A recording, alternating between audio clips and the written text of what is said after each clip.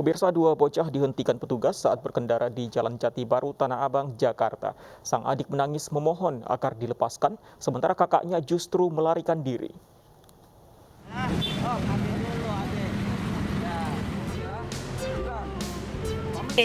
Hayo adik-adik mau kemana? Hati-hati ya. Kakak beradik yang berboncengan sepeda motor ini langsung diberhentikan petugas gabungan saat menggelar operasi lintas jaya di Jalan Jati Baru Tanah Abang, Jakarta Pusat, Senin kemarin.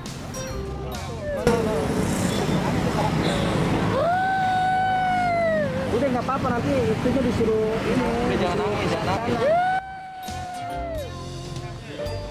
Wah, saat diajak ngobrol petugas, sang adik justru menangis dan memohon agar tidak ditilang.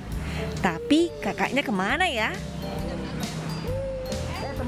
Ya ampun, kakaknya justru pergi meninggalkan adiknya yang menangis terseduh-seduh. Berbahayanya anak di bawah umur mengendari motor, petugas tetap menilang dan melarang bocah ini untuk berkendara. Petugas pun membawa kedua bocah ke kantor Sudin Perhubungan untuk dijemput keluarganya.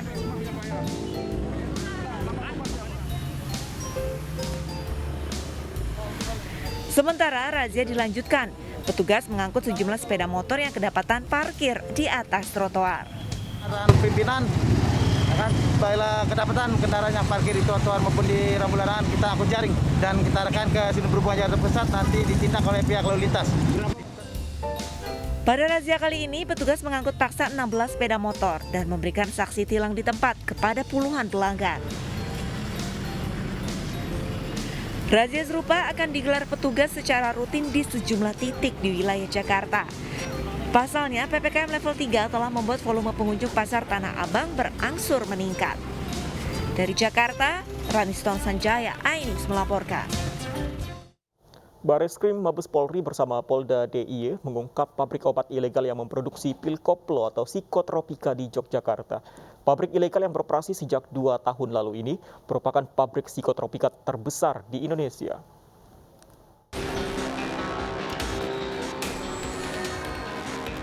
Bangunan yang berada di Sonopakis, Kecamatan Kasihan, Bantul ini digerebek personel Direktorat Tindak Pidana Narkoba Bareskrim Mabes Polri.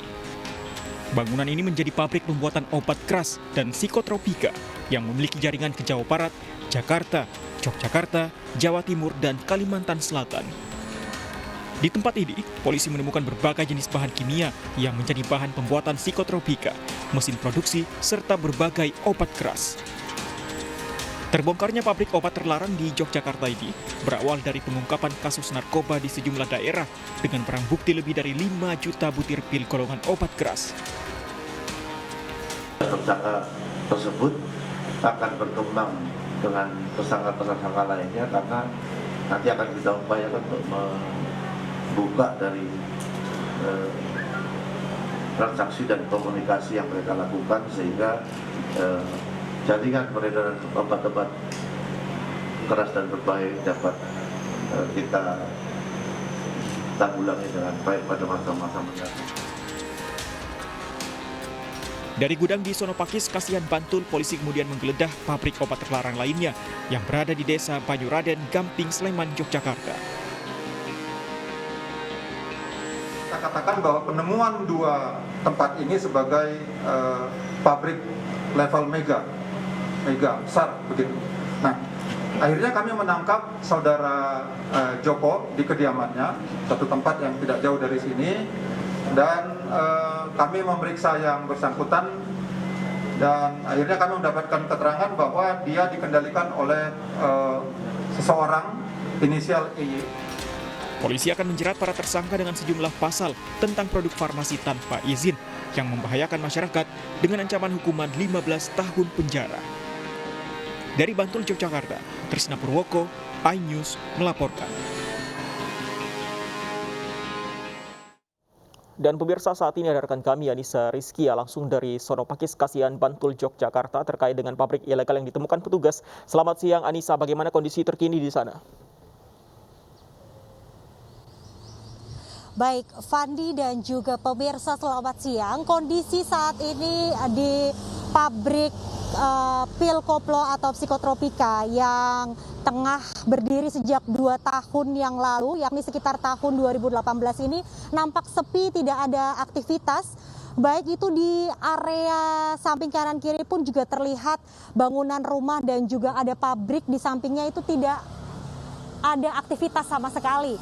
Dapat saya ceritakan kepada Anda pemirsa, memang ini merupakan pabrik pil koplo atau psikotropika yang menurut informasi bahwa pabrik ini dapat memproduksi sebanyak 2 juta pil per hari atau dengan omset sekitar 2 miliar rupiah. Bisa dibayangkan bahwa sebulan mereka dapat memproduksi sekitar 60 juta pil koplo yang diproduksi setiap harinya dan menghasilkan omset sekitar 60 juta miliar dalam sebulan.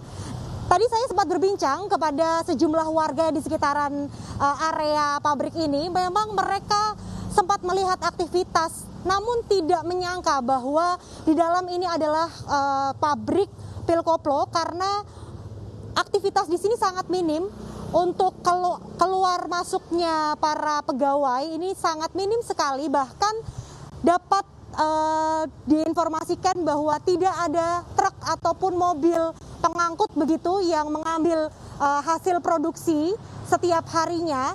Hanya ada mobil pribadi dan juga motor pribadi saja yang dilihat oleh warga sekitar. Dapat saya gambarkan untuk saat ini memang pihak kepolisian tengah mengamankan lokasi ini dengan menyegel dan juga memberikan garis polisi begitu melintang di area depan pabrik. Dan dapat saya gambarkan juga bahwa proses penyidikan ini dilakukan oleh Bareskrim Mabes Polri dan juga Polda DIY. Selain itu juga pihak Bareskrim Mabes Polri tengah mengamankan sejumlah barang bukti, mulai dari alat-alat produksi, kemudian beberapa bahan utama yang digunakan untuk membuat pil koplo ataupun obat-obat ilegal begitu, yang memang untuk saat ini aktivitas di sekitaran sudah tidak terjadi ataupun tidak ada lagi, Fandi. Dan tadi saya juga sempat bertemu dengan Kepala Dukuh yang ada di Sono Pakis, Bantul, Yogyakarta ini. Beliau sempat bercerita bahwa hari ini mereka sedang mendata untuk pabrik-pabrik yang di sekitaran ini memang tampak sepi juga. Jadi bisa saya katakan bahwa aktivitas pabrik di sini juga semuanya tertutup. Di sebelah kanan ini ada pabrik tepung dan juga gula. Itu kondisinya juga sepi, tidak ada aktivitas. Juga di seberangnya saya dapat gambarkan itu adalah merupakan toko ataupun seperti pabrik printing begitu, dan untuk di sampingnya juga merupakan kantor dari salah satu pusat oleh-oleh yang ada di kota Yogyakarta. Di sampingnya juga terlihat sekali ada aktivitas, mungkin truk-truk yang sedang mengangkut mebel begitu. Tapi ketika saya memasuki area itu pun juga para pegawai pun juga enggan untuk memberikan keterangan mengenai aktivitas yang terjadi di pabrik yang saat ini sudah ditutup ataupun disegel oleh pihak kepolisian. Dan Fandi, dapat saya informasikan juga memang untuk saat ini proses penyidikan masih terus dilakukan. Pihak dari warga sekitar pun terus didata begitu, siapa saja yang menjadi saksi mata begitu untuk diinterogasi lebih lanjut mengenai bangunan ini sebenarnya mereka ini sudah sejak kapan beroperasi, dan tentunya semoga ini segera terungkap begitu, Fandi. Demikian, Fandi, laporan sementara. Anissa, sebagai pabrik psikotropika terbesar di Indonesia, tentunya seharusnya ada aktivitas, paling tidak ada kesibukan setiap harinya di sana. Selama ini para pelaku ini berkamuflase aktivitas mereka sebagai apa? Hanya sebagai gudang biasa, atau ada satu kegiatan yang mereka palsukan sebagai untuk menutupi aktivitas mereka?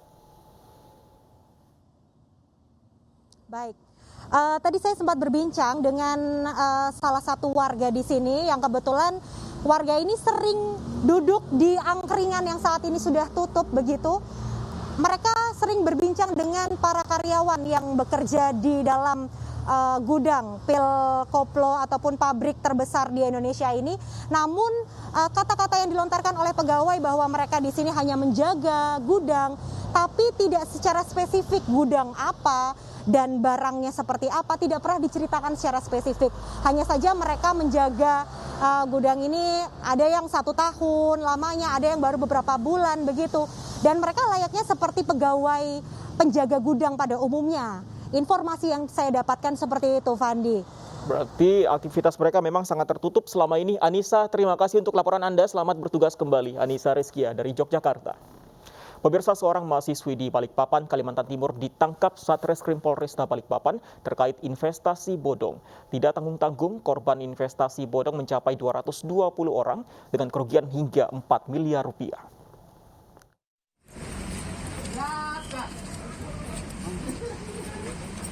PN, mahasiswi salah satu perguruan tinggi swasta di Balikpapan harus berurusan dengan polisi atas tindak pidana penipuan alias investasi bodong.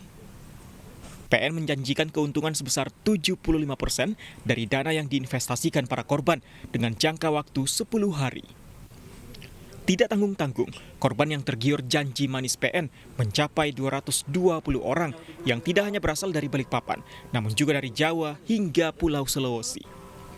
Aksi PN yang berlangsung sejak April 2021 merugikan para korban dengan total miliaran rupiah. Uang itu akan digunakan untuk investasi kegiatan di Pertamina. Jadi korban ini membentuk grup investasi tersebut sekitar 3 grup WA besar dan beranggotakan masing-masing korban hampir 75 sampai 50 orang.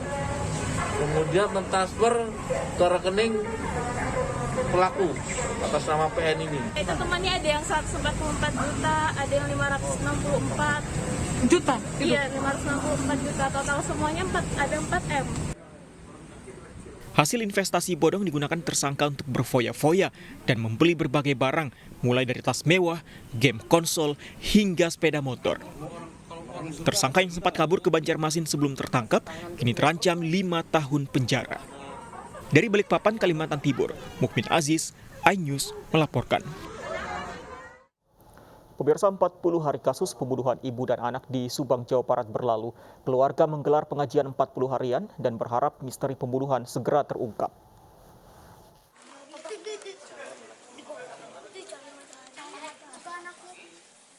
Rumah kakak kandung Tuti Suartini di Desa Cagak, Subang ini dipenuhi puluhan warga. Mereka berkumpul untuk menggelar pengajian 40 harian meninggalnya Tuti Suartini dan sang anak Amalia Mustika Ratu. Selain mendoakan kedua korban, keluarga dan warga juga berharap misteri pembunuhan ibu dan anak ini segera menemukan titik terang. Anak tertua Tuti Suartini berharap pelaku bisa segera ditangkap dan dihukum berat. Keluarga pelaku itu cepat tertangkap aja ya, tertangkap terus kemudian ya dihukum dengan.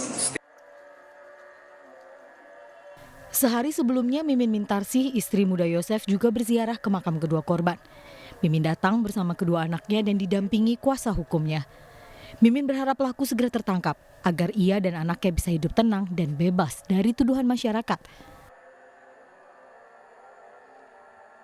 Kita sangat berharap sekali secepatnya tertangkap supaya masalah ini cepat selesai. Tidak ada saling fitnah atau semacam itu. Jadi gangster nih katanya. Enggak. Itu gimana Kak? Enggak benar kok, saya nggak pernah masuk gangster. Mimin menyayangkan sikap masyarakat yang menyudutkan dirinya sebagai istri muda Yosef. Ia kembali menegaskan tidak terlibat dalam pembunuhan sadis yang menewaskan Tuti dan Amalia pada 18 Agustus lalu. Dari Subang, Jawa Barat, Yudi Heriawan Juanda, iNews melaporkan.